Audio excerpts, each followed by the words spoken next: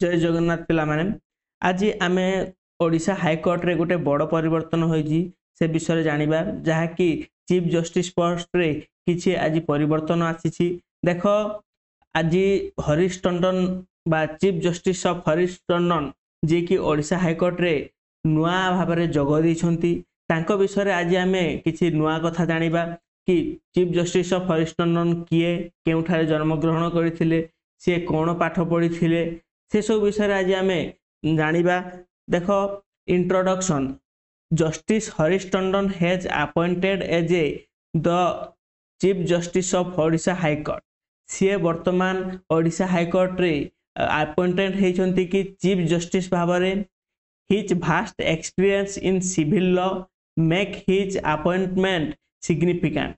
सी civil law उपर तांकर बहुत ज्ञान अच्छी से भल भाव में सबकि गुरुत्वपूर्ण कथा गुड़िक बा गुरुत्वपूर्ण हियरिंग गुड़िक से भल भाव में डिसीजन मेकिंग करि परिबे भल भाव में से डिसीजन नहीं पारिबे बोली आम आशा रखुचु कहीं तांकर प्रबल ज्ञान रही सिविल लॉ उपरे। जस्टिस टंडन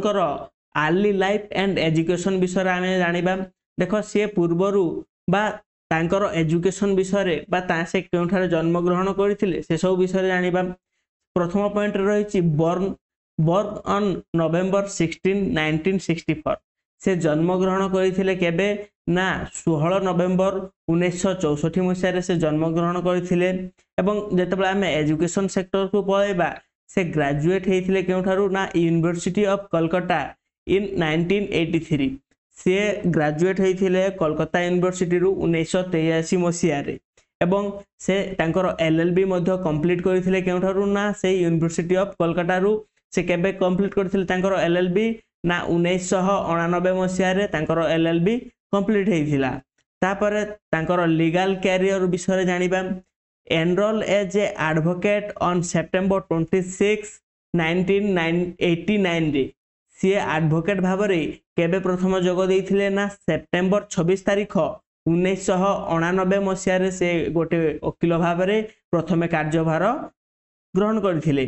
से तापरे कौन करथिले ना practice in civil and appellate माने सी तांकर रिव्यू देखिबा बा हाईकोर्ट रो जति हियरिंग्स होउची से गुडक विषय से तांकर सब रूल रेगुलेशन बा तांकर से सब जहा मैटर रही आमर सिविल कोर्ट रे से सब विषय से प्रैक्टिस करथिले सिविल लॉ उपरे। प्रथमे केउठारे काम करथिले ना कोलकाता हाई कोर्ट रे सिटी ऑफ सिविल कोर्ट रे से काम करथिले। Tribunals and supreme court of India रे मध्य से अपीयर्ड हेथिले। ता परवर्ती आमे जानिबा जुडिशियल अपॉइंटमेंट कोन होइथिला तांकर। देखो अपॉइंटमेंट एज ए पार्लियामेंट जज of the Kolkata high court on April 13 2010 रे माने सी प्रथमे परमानेंट जज भाव में कोलकाता हाईकोर्ट रे केबे जोग देइथिले ना 2010 मसीहा एप्रिल मास 13 तारिख रे से कोठारे ना कोलकाता हाईकोर्ट रे परमानेंट जज भाव में काम करूथिले। सर्व एज ए जज इन कोलकाता हाईकोर्ट अंटिल मार्च 25 2025 पर्यंत सी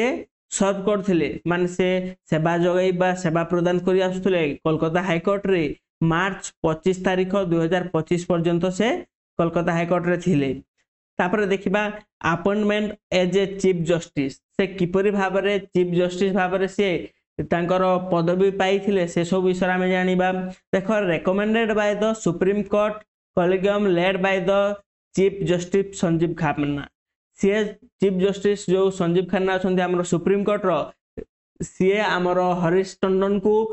रेकमेंड करथिले कि ये हे आमर ओडिशा हाईकोर्ट रो chief justice. Appointed as a 35 chief justice of the Odisha high court by president Droupadi Murmu on March 21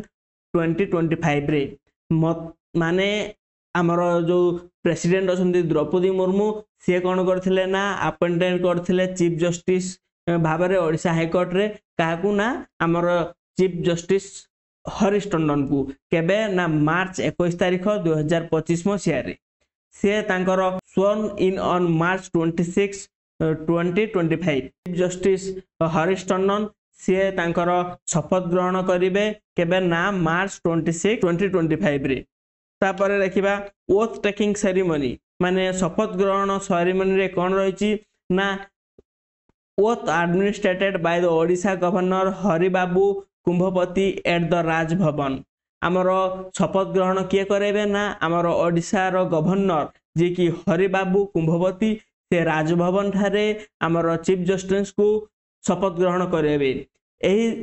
ceremony रे किए अटेंडेंट रहबे ना ओडिशा चीफ मिनिस्टर मोहन चरण माझी revenue and disaster minister Suresh पुजारी लॉ मिनिस्टर पृथ्वीराज हरिचंदन जज ऑफ द हाई कोर्ट